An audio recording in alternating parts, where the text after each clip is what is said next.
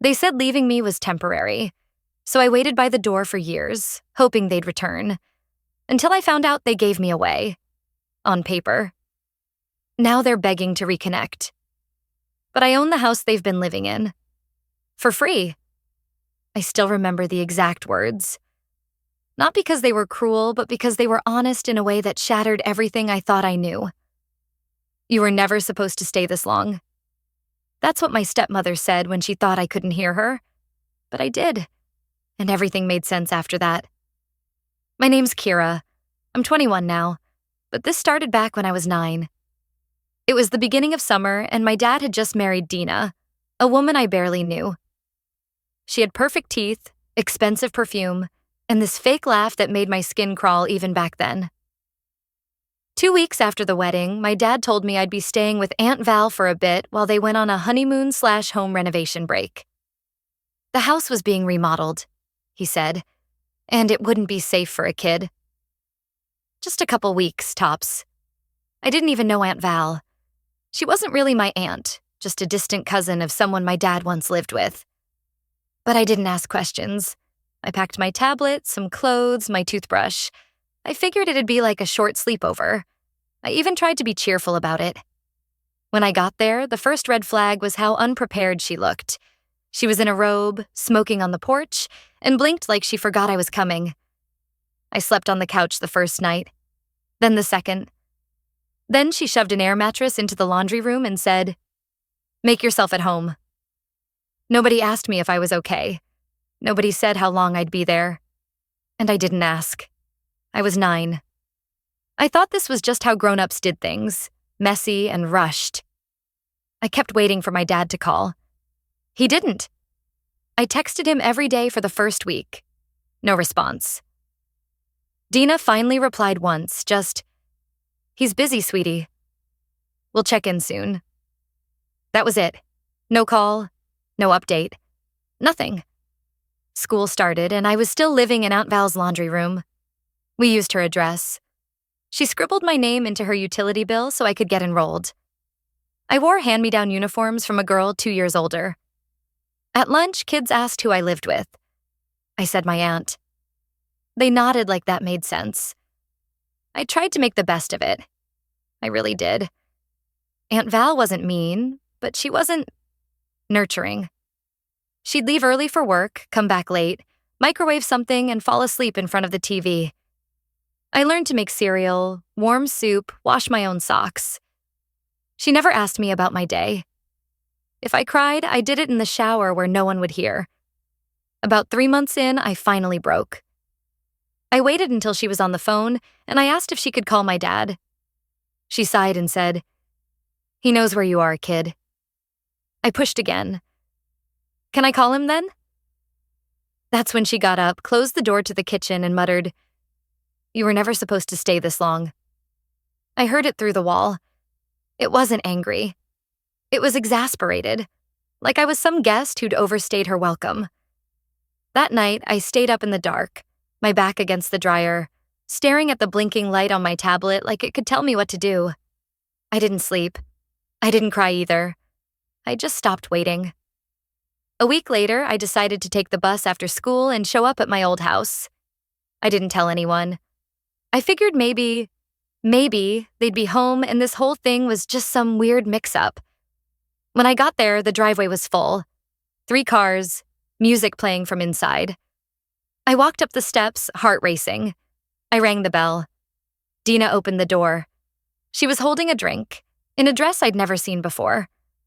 She looked right at me like I was a stranger. "Oh," she said, and stepped out, closing the door behind her. "Kira, what are you doing here?" "I wanted to come home," I said. She glanced back at the door, then back at me. Her voice dropped. "This isn't your home anymore." And before I could answer, someone inside laughed loudly. My dad's voice. That fake performative laugh he always used when he was trying to impress people. She smiled at me like she was doing me a favor and whispered, "Go back to Val's. You'll make things harder if you stay." Then she walked back inside, shut the door, and I heard the deadbolt slide into place. I stood there, on the porch of what used to be my house, trying to make sense of the words that had just been said to me. "This isn't your home anymore." Dina didn't even flinch when she said it. She just walked away like I was a delivery she hadn't ordered. And then that door, my door, clicked shut, locked. I don't know how long I stood there. Minutes? Maybe 10? I just remember staring at the wood grain of that door like it would suddenly open again, like my dad would come running out, say it was all a misunderstanding and take me inside.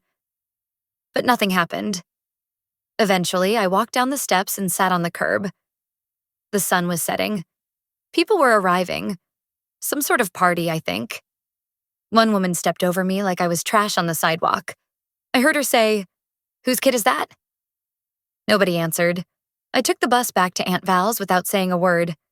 She didn't even ask where I'd been, just handed me a reheated burrito and turned up the TV. That night, I stared at the ceiling and tried to remember the last time my dad had looked at me like I mattered. Not just seen me, but seen me. I couldn't. From that day on, I stopped hoping. I stopped texting. I stopped checking the mail. I started lying more. When teachers asked about my parents, I said they were on a work trip. When kids at school said they saw my dad at a car show, I said he traveled a lot. I got good at telling stories that made my life sound temporary instead of disposable. Aunt Val let me stay, I guess because she didn't know what else to do. But I was never really part of her life. She had boyfriends over who looked at me like I was ruining the vibe. She told people I was her cousin's kid and never introduced me by name. On my 10th birthday, she forgot completely. I sat in the kitchen and ate dry cereal while she smoked on the porch. No calls, no text, nothing. At lunch, she tossed me a grocery bag and said, "Here, I think I got some cupcakes. Take one." Inside were 2 smashed blueberry muffins. That was it. I started acting out. Not in huge ways, but enough to get sent to the counselor's office every other week. I'd mouth off, refuse to read aloud, tear up homework just because. One day, I snapped at a girl who asked why I wore the same shoes every day. Pushed her hard enough that she hit a desk. I got suspended for 3 days. When Aunt Val found out, she didn't yell. She just sighed, lit a cigarette, and said, "You're gonna end up just like your mom." I didn't even know what that meant. And then, a few weeks later, something happened that still makes me shake when I think about it. I got home from school, and the house was weirdly quiet. No TV, no radio, no yelling from the neighbor next door. Just silence. I opened the door and saw boxes, stacked by the entryway. My clothes, my backpack, even my toothbrush on top. Aunt Val was sitting on the couch, not looking at me. "What's going on?" I asked.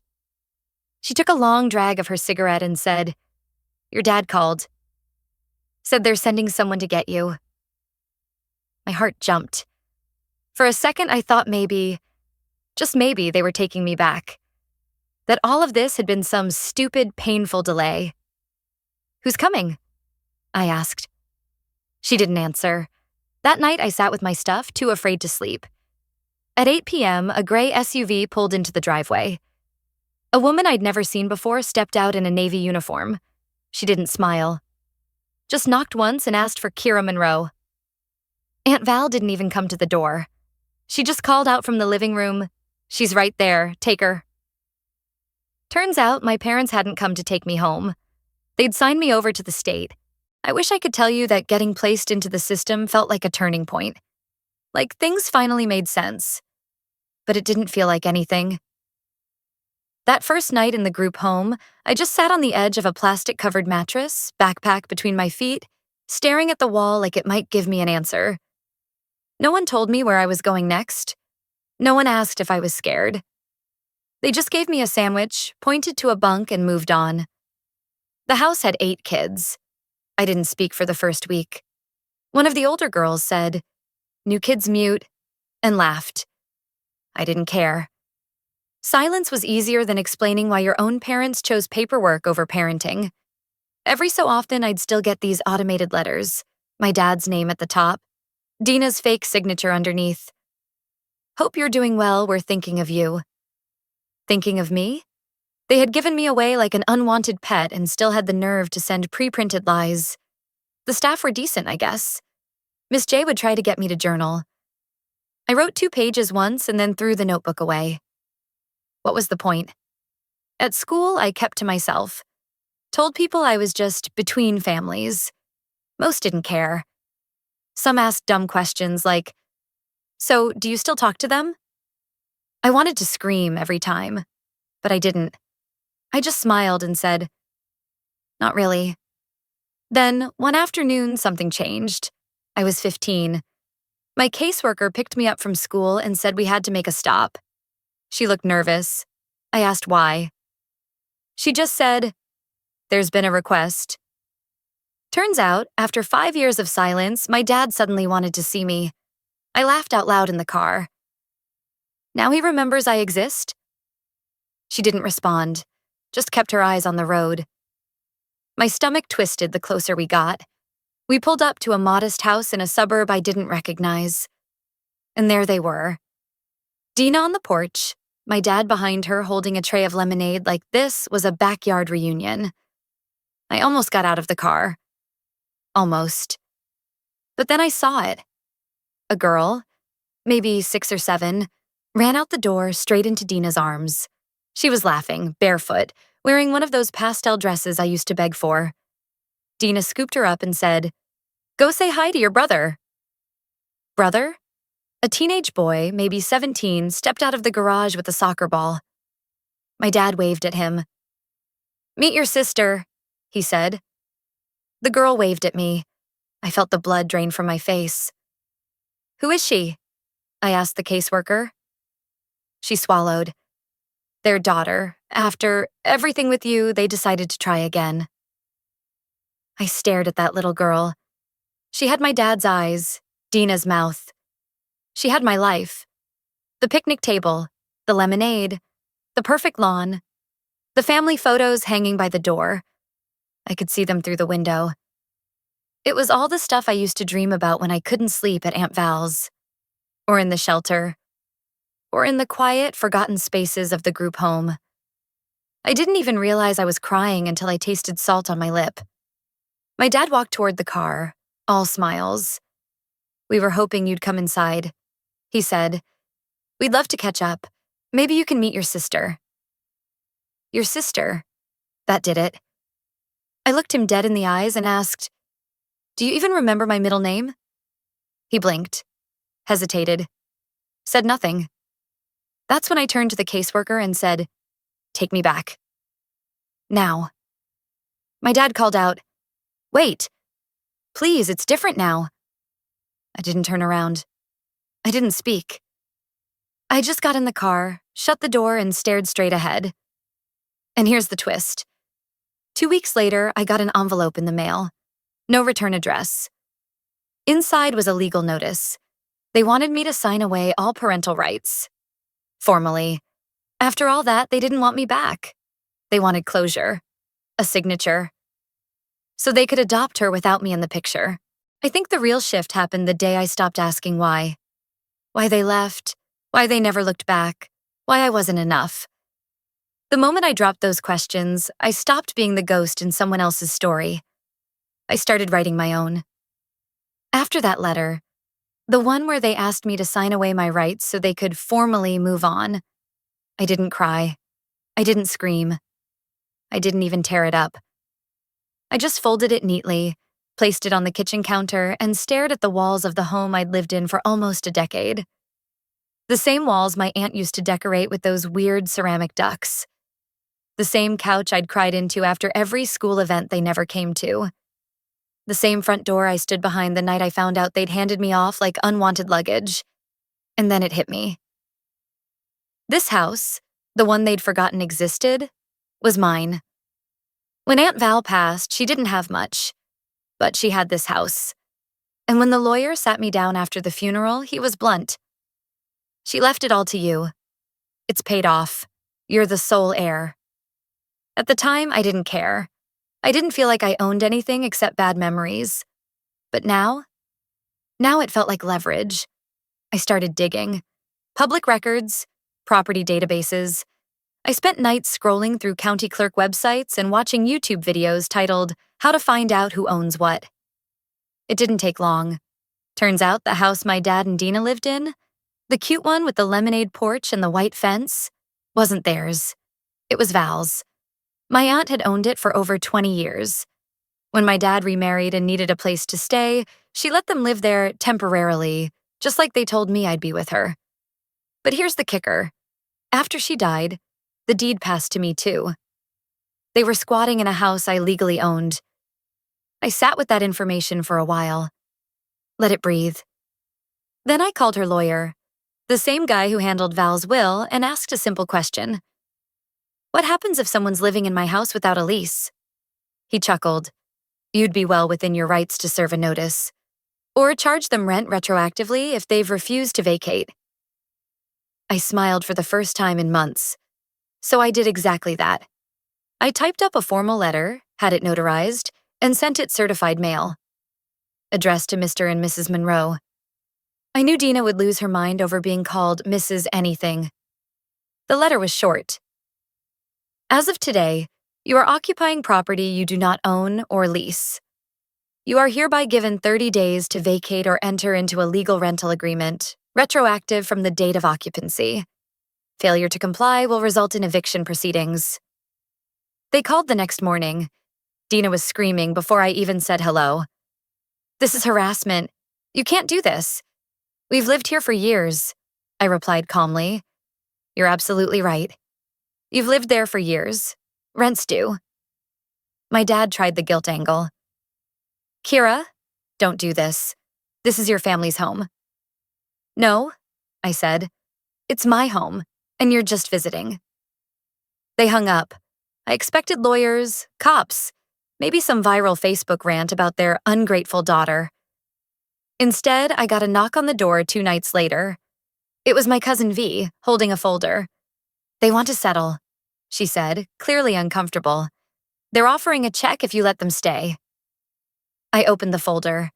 Inside was a formal offer, signed and everything, for a one-time payment of $5,000 in exchange for occupancy forgiveness.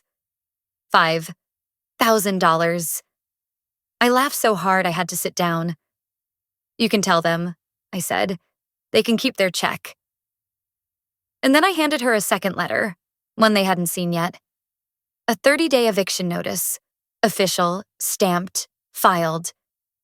But here's the twist. What they didn't know was that a week before I sent the eviction letter, I'd quietly listed the house for sale. And it had already sold. To a private buyer. All cash. Close in 2 weeks. They wouldn't just be out of the house. They'd be out of options. The day they were supposed to move out, I showed up early. I didn't need to. I'd already handed things over to the real estate agent. But something in me needed to see it for myself. Needed to watch the door that once shut in my face finally open from the inside. Not with welcome, but with consequence. Their car was still in the driveway. Packed. The trunk open. My dad was pacing the porch and Dina was inside, slamming drawers like she was looking for a fight to go with her suitcase. I didn't say anything, just leaned against the fence and waited. Eventually, my dad saw me. He looked tired, older than I remembered, like the weight of pretending finally caught up with him. He walked over slowly, hands in his jacket like he was trying to figure out if he should be angry or ashamed. You really sold it, he said, more like a statement than a question. I nodded. You knew it wasn't yours. You just hoped I wouldn't figure that out. He stared at me for a long time. We messed up. I know that. But this feels cruel. I raised an eyebrow. Not as cruel as leaving your kid on a stranger's couch and never coming back. He didn't argue. He couldn't. He just swallowed hard, looked back at the house, then at me. She's been crying all morning, he muttered. Says she can't believe you'd do this. Good, I said. Maybe now she knows how it feels. Dina came out then, carrying a box of kitchen stuff like it was fragile treasure. When she saw me, she froze. Her eyes narrowed. You could have talked to us, she snapped. We could have worked something out, but instead you blindsided us. I tilted my head. You mean like the way you blindsided me with a one-way trip to Aunt Val's and a decade of silence? She flinched. And for a second, just a second, I thought she might apologize. But she didn't. She just said, "You've changed." I smiled. Yeah, that's the point.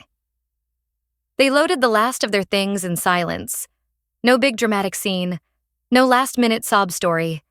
Just the quiet sound of a door closing behind people who thought they'd always have the upper hand. As they pulled out of the driveway, I stayed standing in the same spot, watching. Not because I was waiting for them to turn around, but because I wanted to be the last one to leave this time. Me, not them. 2 weeks later, the sale went through. Clean. Full price.